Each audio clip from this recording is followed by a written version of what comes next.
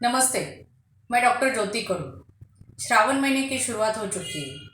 भारतीय संस्कृति में श्रावण मास का विशेष महत्व है। इस महीने में अलग अलग व्रत पूजा पाठ किए जाते हैं। बहुत सारे लोग श्रावण मास में उपवास करते हैं। उपवास करने का धार्मिक दृष्टि से जैसे महत्व है, वैसे ही उपवास करना हेल्थ के लिए भी फायदेमंद हो सकता है। लेकिन कब? जब हम उपवास सही तरीके से करें तब। बहुत बार ऐसा होता है कि लोग उपवास करते हैं, दिन भर कुछ ना कुछ खाते रहते हैं, जिसके कारण फायदा तो नहीं लेकिन शरीर को नुकसान हो सकता है। तो आज इस वीडियो में हम जानकारी लेंगे कि उपवास के दिन हमें क्या नहीं खाना चाहिए और कौन सी चीज़ें हम खा सकते हैं। सबसे पहले तो जब हम उपवास करते हैं तो हमारी जो पाचन संस्था है यानी कि डाइजेस्टिव सिस्टम, उसको आराम मिलता है। जैसे हम मंडे से सैटरडे तक हफ्ता भर काम करते हैं और संडे के दिन जब हम छुट्टी लेते हैं, आराम करते तो रिफ़्रेश हो जाते हैं और अगले हफ्ते में काम करने के लिए हमारी एनर्जी अच्छी रहती है।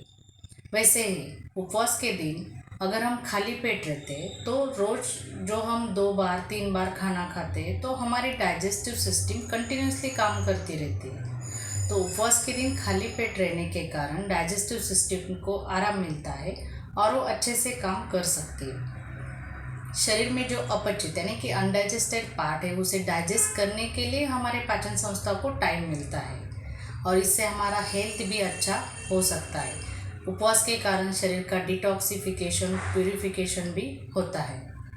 तो उपवास के दिन हमें कौन सी चीज़ें नहीं खानी चाहिए? तो जो हेवी चीज़ें जैसे साबूदाना, दही, फ्राइड किए हुए चीज़ें, फ्रिज में रखी ठंडी चीज़ें, ये हमें उपवास के दिन नहीं खानी चाहिए। मिठाइयाँ हमें नहीं खानी चाहिए।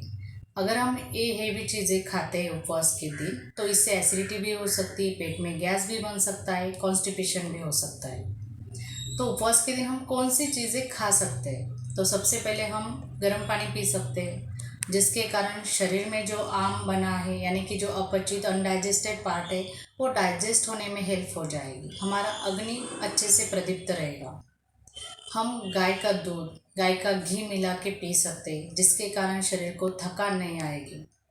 घर में बनाया फ्रेश, जो ज़्यादा खट्टा नहीं, ऐसा छाछ भी हम उपवास के दिन ले सकते हैं।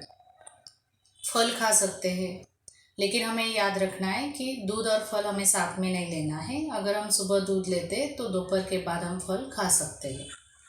भुना हुआ राजगिरे की लाही, राजगिरे की लड्डू, राजगिरे की रोटी हम खा सकते हैं।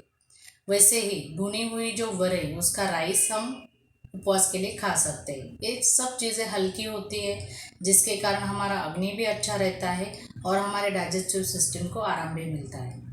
तो जिनका शारीरिक बल अच्छा है, जो ज़्यादा मेहनत का काम नहीं करते, वो हफ्ते में एक बार इस तरह से अगर उपवास करते खाली पेट रह के या हल्की चीज़ें खा के, तो उनके हेल्थ के लिए ये बहुत अच्छा रहेगा। लेकिन जिनका शारीरिक बल बहुत कम है, जो ज़्यादा मेहनत का काम करते हैं और वो अगर हफ्ते में 3-4 दिन उपवास रखते हैं तो ये सेहत के लिए अच्छा नहीं है। इससे उनके शरीर को नुकसान हो सकता है। तो अगर आपको उपवास करना है तो सही तरीके से सही चीज़ें खा के ही करना है, तभी वो शरीर के लिए फ़ायदेमंद हो सकता है। धन्यवाद।